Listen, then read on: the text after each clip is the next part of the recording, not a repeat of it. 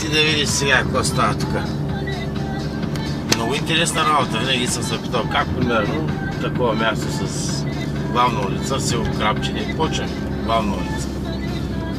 С предимство, нали така? Се започват. Един знак в ляво, втори, трети вдясно, четвърти вляво, пети вдясно. И ще откача. Шести, седми, осми, девети, 10 знак. 10 знака казва, че това е път с предимство. И продължаваме нататък. 10, 11, 12, тук има един 13, ляво, дясно, 14, 15,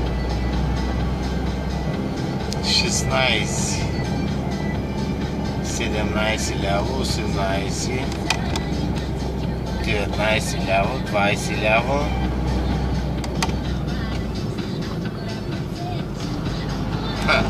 21 дясно, 22 ляво. Пасна работа е 22 знака до тук.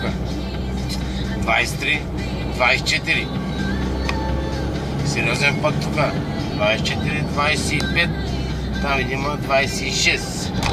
27 и 28, 29. 30. Така, 30 знака уведомляват път от 400 метра, че е, разбирате ли, главен път. Голямо крадене ще е било на оснаците. Боже и Господи, как да се оправи държавата, бе, братче, как да станат нещата. Найди.